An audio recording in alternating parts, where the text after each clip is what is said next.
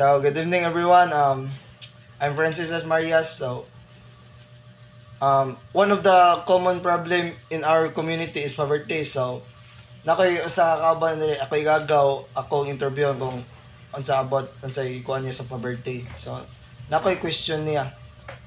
So, are you a worker or student? So I am a working student. Sa pila-ila sa siya. So I am Lauren Las Marias Villendo, and I am one of a working student who struggled also a financial, which lead me to involve a poverty status.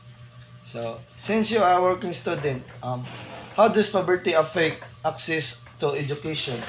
So the poverty has a big impact from in myself as a working student. So poverty often makes it hard for me to access any school supplies, and also for transportation and even meals. I don't dili kay ko ga lunch or kon kay para matustusan ang kapobrehon. So even kana inanay status sa akong life, dili siya moy hadlang or babag to pursue my education.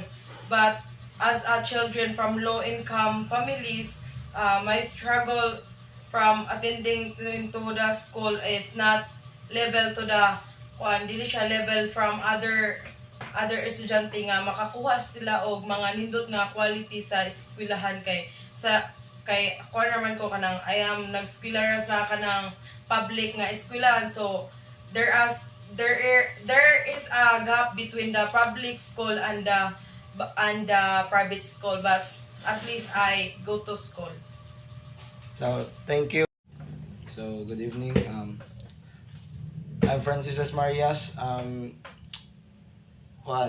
Nadi ko diri sa Tubangan kay nakoy interview sa usa ka kauban. Pangalan kay si Kuan. Mark Anthony Ranyeses. So, for you sir, how does poverty influence family dynamics and relationships? For me, so ano mo siya? Sa usa ka pamilya, like for example karon sa ato ang sa atong sitwasyon karon sa ato ang generation. So if kung ubos ang standard, like example like kung makinahuman, example ta lang kung ka man og eskwela, so magkapamilya ka. So ang mahitabo gid nimo gyud is mag-suffer ka sa mga consequences nimo, like mga palitonon, mga bills tanan etc. nga maabot sa atuang sa imong kinabuhi as a kung magtukod kag pamilya. So usan na siya sa makaapekto kay tungod kuan ka kanang low of, for example low of budget ka, low of income. So mo na siya usa sa ang poverty influence man good sa usa ka pamilya. Kay mo na siya nga if ever kung ang standard na to karon, like karon nga sitwasyon na kung okay na human kung okay na human karon, like example sa college ka maglisod kag trabaho, so apektado na daan diha ang imong pamilya nga naman. It's because like pasabot karon mga palitonon mahal biya. So necessary gyud kinahanglan jud maka-work jud ka, makatrabaho ka para ka makatabang sa pamilya, og like if ever kung minyo na ka, so ana na siya.